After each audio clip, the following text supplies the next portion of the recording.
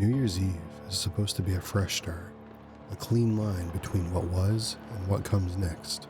But for some of us, the night doesn't end in celebration. It ends in fear and uncertainty. Moments so unsettling that no resolution can make them go away.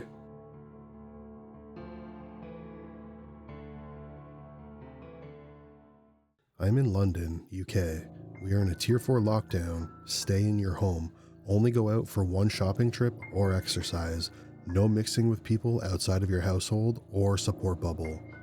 With the mutating strain of COVID-19 spreading rapidly through London, hospital beds were nearing capacity, and the death toll, it was rising. Staying indoors just made sense, but every human being has a breaking point. Mine came after 8 days of wandering around my one-bedroom apartment. I had exhausted Zoom calls and run out of conversations to have with myself. At 10 p.m. on New Year's Eve, I decided to get some air. So I took a short walk around the perimeter of a local park, all main roads. It takes about 40 minutes total. On the way back, I'd planned to stop at a grocery store and pick up a bottle of red wine. I stepped outside, mask firmly in place, and started walking. What I wasn't prepared for was how empty everything felt. The streets were almost silent. It was just below freezing, so I decided to hurry a bit and cut through a few side streets. In hindsight, that was a big mistake. As I moved through the quiet side streets and neared the park, I noticed a van. It was a Sprinter-sized Mercedes. It turned in and started to approach me quickly. I stopped to let it pass before crossing the road. The van slowed as it got closer. I could see two men in the cab, somewhere between, 25 and 40. Then it stopped. The window rolled down and one of the men leaned out. "Hey friend, we're lost. Can you tell me how to get to blank station?" As to not dox my location. The man's accent wasn't from the UK, and I won't say where it was from. I'm not getting into stereotypes. But alarm bells immediately went off. Why was a van out at this hour? Why were they asking for directions to a train station in a Tier 4 lockdown?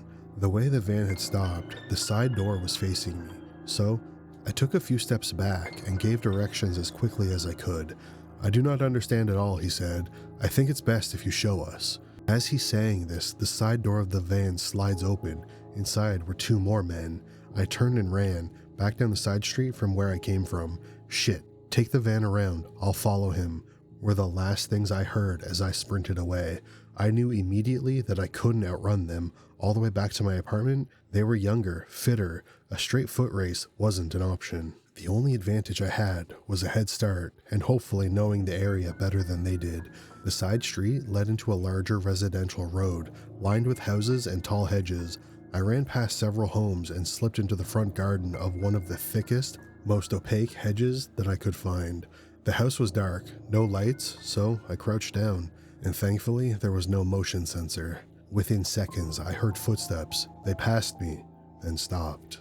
I peeked through the hedge, barely able to see anything, and spotted the man who had asked for directions. He was a few houses down on the opposite side of the street, scanning the area. Then I heard a vehicle. My stomach dropped. I thought it was the van coming back, but it was just a car. The man checked his phone, glanced around like he was pretending to look for something, and then he walked away. He left the residential street pretty quickly. The car just continued on. I stayed hidden for another 10 minutes, crouched behind the hedge, rehearsing an explanation in case the house lights came on. Thankfully, they never did. When I felt like enough time had passed, I stood up and walked back towards my apartment, sticking to the shadows and reacting to every sound. I made it home, locked the door, and bolted it. Only after sitting down did it hit me what I had just avoided. All that for some air and a bottle of red wine. I'd poured myself a black coffee and considered calling the police, but what could I even say? Nothing concrete had happened. A feeling, no matter how strong, isn't evidence. And being a man, I knew this wouldn't be treated as priority, especially on a night when police would already be stretched thin. So I waited in the new year, fully aware that I had just had a very lucky escape, and that next time I should buy my red wine at a more reasonable hour.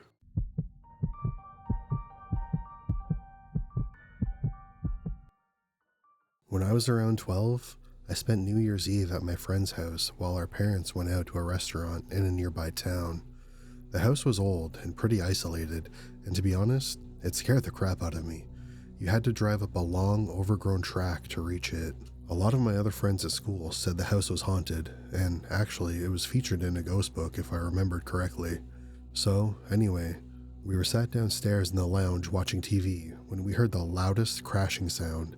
I can still remember the look in my friend's eyes when we turned to each other in shock. It took us a while to actually get up and go investigate where the sound came from. We crept out of the lounge and down the hallway to the rest of the house. The crashing sounded like it came from upstairs, so we headed up to check it out. When we reached the top of the stairs, there was a breeze coming from somewhere. It was cold, like ice cold. We moved down the upstairs hallway toward the wind and then turned into another corridor. Bear in mind, this house was massive. Honestly, it was near enough a mansion from the early 1920s. At the end of the corridor was his mom and dad's bedroom. The door was moving back and forth slowly. We both stopped and just stood there, frozen, not saying a word to each other. After a moment, my friend walked towards the door. I was still frozen in fear and fell behind a little. As he pushed the door open and slipped into the room, the darkness consumed him. I could barely make out his silhouette. There was a perfect, utter silence for a couple of seconds. Then, I heard him let out the most terrifying scream. My adrenaline kicked in and I ran towards the room to see what had happened. I searched for the light and turned it on. He was standing there, frozen stiff and pale, staring into an empty corner of the room. And just to the side of him was a massive antique mirror, smashed into pieces and scattered all over the floor. I placed my arm on his shoulder and asked him if he was okay. She broke the mirror. I asked him who broke it. He said the woman in the corner. She told me. At that point, I was honestly like, screw this, and I told him that we should leave. He turned to leave with me, but just before we did, I wanted to check the mirror. Surely the wire had broken or something, I thought to myself. I bent down and turned the mirror over. The string holding it to the wall was intact. It hadn't snapped. I looked at the wall and the nail was firmly fixed in place. At that point, I was so terrified that I told him to ring his parents and tell them to come home. We waited outside the front door until our parents arrived back from the restaurant. My dad and his dad went straight to the bedroom to check it out. When they saw the broken mirror, they brushed it off and said that we were up to no good. We were playing around and it got out of hand. After that night, my friend never really spoke about it to me. The worst part, recently, I'm 24 now, I was having a chat with my mom as New Year's is coming up. That night came up. I told her about it, and she said she believed me. She told me that my friend's mom had said a few days after that night, she had seen a woman in her room telling her to leave the house. It sent my whole body tingling. I instantly had flashbacks to that night, even though it was almost 12 years ago.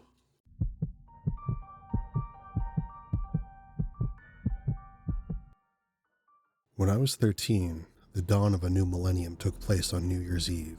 While people were fearing the worst, the Y2K bug, or were just out partying and drinking, I was home alone. My parents had split up in 1996, and after they divorced, my mother and I moved across the country from Oregon to Tennessee with her best friend. On the eve of the year 2000, I was home alone while my mother was out of state. This didn't worry me. It wasn't the first time. I often came home to find a note on the kitchen counter saying that they'd gone to Florida for a few days and that there were groceries in the fridge. After the divorce, she regularly left me alone for long periods of time. We lived on a quiet road surrounded by trees, a few miles just outside of town. I knew most of the neighbors, if not by name, at least their face. I'd never been given a reason to be afraid of being alone. That night, I stayed up late watching TV. I remember just watching The Bodyguard on the USA channel. Most of the lights in the house were on, not because I was scared, but because at 13, I didn't care about electricity bills. I felt safe inside the house. While I was watching the movie, I kept hearing strange sounds outside, but I assumed it was the neighbors. A couple of them were having people over for the holiday, and about halfway through the movie, the power suddenly went out. I just sat on the couch for a minute, frozen, because it was close to midnight and it was pitch black. I assumed the power would come back on, so I stayed where I was, wrapped in a blanket, just waiting. A few minutes later, I heard a noise in the kitchen, near the back door. It sounded like the door closing. The kitchen connected to the dining room, which opened directly into the living room, where I was sitting. My heart started racing, and every sound suddenly felt louder. Then I heard footsteps. I slid off the couch onto the floor and crawled around the ottoman as quietly as I could, heading towards the small space between the love seat and the couch. I knew I could fit under the side table. I'd hidden there plenty of times playing hide and seek in the dark during sleepovers. I was almost there when the footsteps became clearer. Whoever it was wasn't rushing. It sounded like they were just moving around in the kitchen. I looked up and saw a dark silhouette standing in the archway between the kitchen and the living room. I didn't scream, but I panicked. I stood up and ran down the hallway. I think the only reason I wasn't caught is because the person had to get around the ottoman in the dark. I skipped the front door and ran straight to the farthest room in the house, which was my bedroom. I slammed the door shut and locked it.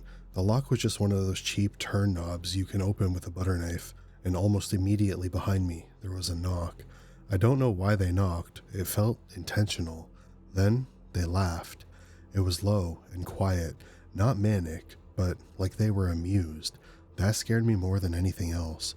I started crying and looking around my room, trying to figure out what the hell I was going to do. When I was 10, I'd gotten a blue-fronted Amazon parrot for my birthday. His name was Boo. His cage was huge, I mean massive. It was so heavy, and we kept it in my room. I realized that it would fit almost perfectly between my door and the closet wall. Pushing it into place, the cage scraped against the door, and right after that, the person threw themselves at it. I could hear the door splintering and the handle twisting. Boo woke up and started screaming and flapping his wings. I crawled under my bed, a metal bunk bed with a futon underneath, and I just stayed there. After several minutes, the person stopped and Boo kept screaming. I stayed under the bed because I had nowhere else to go. I thought about the window, but it was several feet off the ground and I was afraid that they would be waiting outside for me. At some point, I fell asleep. When I woke up, it was morning. I crawled out the window and ran around the house. The back door was wide open, but everything inside was quiet. Feeling much more brave in the daylight, I checked every room, every closet, under every bed, even my mom's locked bedroom. No one was there. The breaker box by the back door was open, and the main switch had been pulled. I turned the power back on and locked everything, and I called my mom. I broke down crying. She sent a coworker to stay with me until she got back. After that, I never stayed behind alone again. I always went with her. To this day, I still get scared when I'm home alone. I find myself constantly overthinking, like where I'd hide and what I'd do. When my cats make noise at night, I check to make sure that no one's trying to get inside. My mom had to help lift me back through my bedroom window later so we could move Boo's cage away from the door. We never had another incident at that house, but we did move into an apartment about a year later.